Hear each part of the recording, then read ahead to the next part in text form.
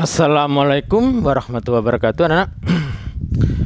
Di pertemuan yang kelima, nah, masih bab 2, tapi Pak Bagio mengingatkan tugasnya yang kemarin bab 1 yang belum mengumpulkan segera dikumpulkan. Nah, di bab 2 ini kita lanjut tentang kebutuhan manusia, anak-anak. Jadi manusia itu kan butuh sesuatu untuk bertahan hidup. Nah, pertama tentang jenis-jenis kebutuhan. Nah, itu dibagi yang pertama berdasarkan intensitasnya. Jadi kalau berdasarkan intensitasnya itu dibagi 3 kebutuhan untuk manusia, anak. Kebutuhan primer, sekunder, tersier. Kebutuhan tingkat pertama, kedua, dan ketiga. Jadi kalau kebutuhan primer itu yang kebutuhan pokok supaya manusia bisa bertahan hidup. Apa? Pangan, sandang, papan. Nah, kemudian kebutuhan sekunder, kebutuhan tingkat kedua. Nah, ini juga harus dipenuhi. Kalau sudah primernya terpenuhi, sekundernya juga. Nah, itu untuk mempermudah manusia melakukan segala aktivitasnya. Kalau sudah sandang, pangan, papan tersedia, nah mungkin contohnya untuk sarana transport, butuh sepeda motor, butuh sepeda pancal, ya, butuh misalnya perkakas dapur, butuh kulkas atau freezer. Nah, kalau primer, sekunder terpenuhi, nah, baru kebutuhan yang ketiga, kebutuhan tersier atau kebutuhan tingkat nomor 3. Nah, ini mungkin jadi kalau misalnya sama ya, golongan bawah, menengah, atas. Jadi tersier ini biasanya dibutuhkan mereka kalangan atas. Nah, kalau kemarin mereka sudah puas dengan sepeda motor karena penghasilannya meningkat. Nah, mereka mimpi ingin punya mobil. Nah, biasa kalau transportnya naik kereta api karena penghasilannya tambah lebih besar. Nah, transportnya naik pesawat terbang. Ya, jadi contoh tersier ini ya mobil mewah, mungkin jet pribadi. Ya, mungkin kalau kita lihat contohnya pemain-pemain bola yang terkenal kayak Messi dan Ronaldo, Cristiano Ronaldo, nah, mereka ternyata punya jet pribadi, punya kapal mewah. Itu apabila primer, sekunder sudah terpenuhi. Kita lanjut anak-anak, jenis kebutuhan berdasarkan subjeknya. Nah, ada kebutuhan individu atau kebutuhan perorangan per individu. Misalnya kalau kalian sebagai pelajar butuh buku, butuh pulpen. Nah, tapi kalau di era sekarang, di era pandemi COVID, selain pulpen, buku paket, kalian juga buku HP, buku laptop. Ya. Kita lanjut, tadi ada kebutuhan individu, ada kebutuhan kolektif atau umum. Ya, jadi kalau individu kan dipakai pribadi, kalau kolektif atau umum dipakai bersama. Contohnya jembatan penyeberangan, bis kota. Kita lanjut anak-anak, jenis kebutuhan berdasarkan waktu. Itu dibagi 2 aja anak-anak. Kebutuhan sekarang dan kebutuhan akan datang atau masa mendatang. Kalau kebutuhan sekarang ya saat itu harus dipenuhi. Contohnya kalau sakit, kalian butuh obat. Ya, kalau yang akan datang, nah, mungkin kalian menabung. Ya, ikut asuransi supaya nanti waktu kuliah, kalian sudah tidak bingung tentang biayanya. Kita lanjut yang keempat, kebutuhan menurut sifat pemenuhan kebutuhan. Nah, dibagi 2 anak ya, kebutuhan jasmani dan rohani. Jadi kalau jasmani ini yang tampak ini, contohnya kalian butuh makan, pakaian, minum. Nah, kalau yang rohani ini kebutuhan jiwa kita. Nah, mungkin contohnya kalian sekolah ini ya butuh ilmu, butuh skill. Nah, mungkin sama rohani, mungkin kalian mendengarkan ceramah Gus Baha, mendengarkan ceramah Gus Muwahhid, ya. Nah, itu contoh kebutuhan rohani. Atau kalian melihat bioskop, melihat televisi, film-film di situ.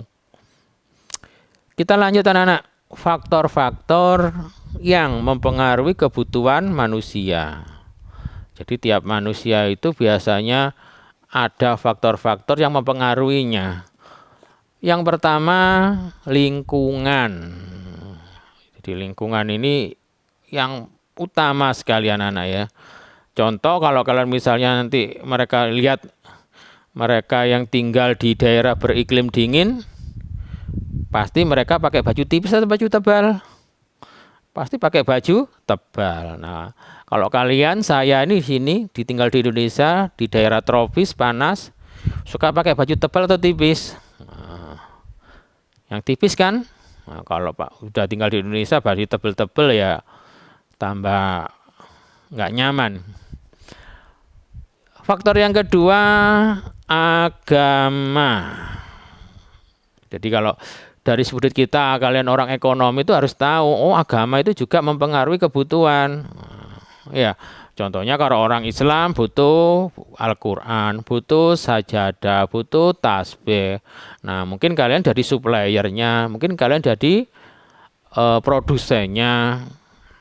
Nah, kemudian kalian lihat, oh orang Hindu, kalau beribadah mereka butuh bunga, butuh dupa. Nah, mungkin kalian sudah menyediakan peralatan ibadah orang Hindu misalnya. Yang ketiga, ya, yang mempengaruhi adat istiadat, ya. Jadi mungkin kita sama-sama orang Indonesia, ya, adat orang Jawa, orang Riau, orang Papua, beda itu anak-anak. Yang keempat, kemajuan peradaban anak-anak. Jadi kalau semakin tinggi peradaban manusia, itu biasanya kebutuhannya semakin kompleks. Tapi kalau semakin rendah peradaban manusia, itu kebutuhannya sederhana itu anak-anak ya. Jadi nggak minta yang aneh-aneh ya. Mungkin kalau mau konsumsi makan umbi-umbian, ketela misalnya. Kita lanjut anak-anak. Barang dan jasa sebagai alat pemenuhan kebutuhan. Nah, jenis barang ini kalau kita bagi dua anak-anak ya. Ada barang ekonomi dan barang non-ekonomi. Disebut barang ekonomi kalau kita membutuhkan, kita memperolehnya tidak perlu pengorbanan. Contohnya apa? Barang ekonomi, barang non-ekonomi ya, membutuhkannya kita tidak perlu pengorbanan. Contohnya apa? Udara. Udara yang kita hidup sekarang ini loh, beda dengan udara yang dibutuhkan mereka yang menderita sakit COVID ya. Air kan kita beli Pak.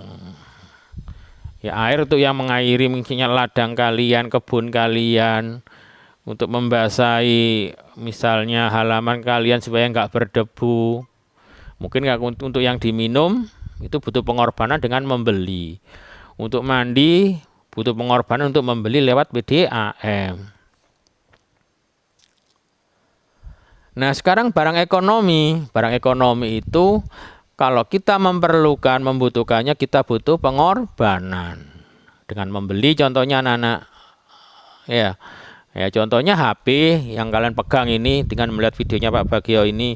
Untuk mendapatkan HP gratis? Enggak, perlu pengorbanan. Orang tua kalian membelikan kalian HP supaya kalian bisa mengikuti pelajaran anak-anak. Kemudian berdasarkan tingkat kepentingan. Itu dibagi 4, barang inferior. Barang yang pemakaiannya dikurangi jika pendapatannya bertambah. Ya, lucu ya, pendapatannya bertambah tapi pemakaiannya dikurangi. Contoh sederhana, ya, kalau misalnya kalian berangkat ke sekolah kemarin SMP uang sakunya 10.000. Uang jajannya untuk apa misalnya? Untuk nasi pecel misalnya dan aqua. Nah, mungkin nanti di SMA uang jajan kalian naik jadi 15 atau 20.000. Makanya apa? Mungkin ganti rawon. Ya, minumnya mungkin Coca-Cola atau Fresh Tea. Nah, yang kedua, barang esensial anak-anak. Barang yang sangat diperlukan untuk memenuhi kebutuhan. Nah, contohnya barang esensial ini sembako, 9 bahan pokok. Beras, gula, terigu, minyak goreng. Nah, yang ketiga, barang normal adalah barang yang permintaannya bertambah saat pendapatannya meningkat. Nah, beda ya sama barang inferior tadi. Contohnya baju, buku, komputer. Yang keempat, barang mewah. Barang yang berharga mahal dan dapat menaikkan status sosial penggunanya. Kita lanjut. Berdasarkan cara penggunaannya, anak-anak, ada barang pribadi, ada barang publik. Tadi sudah jelas ya, pribadi sama publik ya. Nah, kalau barang pribadi ini ya kita pakai sendiri, kalau publik dipakai bersama. Kita lanjut berdasarkan hubungan pemakaian barang. Nah, dibedakan jadi dua, barang substitusi dan barang komplementer. Dari namanya anak-anak, barang substitusi atau barang pengganti. Ya. Contohnya kalau misalnya kalian biasanya makan nasi, ternyata nggak ada nasi, kalian ganti makan apa misalnya? Mungkin makan kentang, ya, atau mungkin makan bubur, atau mungkin makan nasi jagung pengganti nasi. Yang kedua, barang komplementer.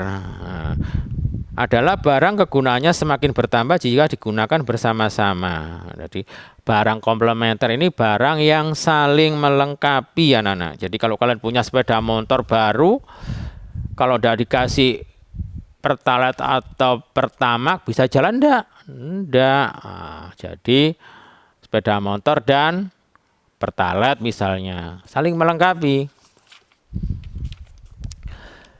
Berdasarkan cara pengerjaannya anak-anak atau proses pengolahannya itu dibagi 3, barang mentah, barang setengah jadi, dan barang jadi.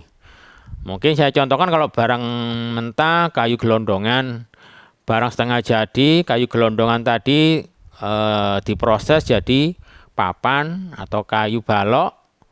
Kemudian barang jadi misalnya papan kayu ini diproses lagi jadi meja, kursi, pintu misalnya. Berdasarkan bentuk sifatnya anak-anak, barang tetap dan barang bergerak. Biasanya kalau barang tetap ini yang gede-gede ya, besar gedung, mesin, pabrik. Kalau barang bergerak, nah ini misalnya ya contohnya ya buah, sayur, beras. Kita lanjut. Kegunaan suatu barang anak-anak. Menurut J. Mayes di sini dibagi 4. Kegunaan bentuk atau form utility. Nah, barang itu kalau sudah berbentuk baru bernilai. Ya. Contohnya misalnya papan, paku, cat, pelitur. Nah, diolah menjadi meja, kursi. Yang kedua, kegunaan tempat atau place utility.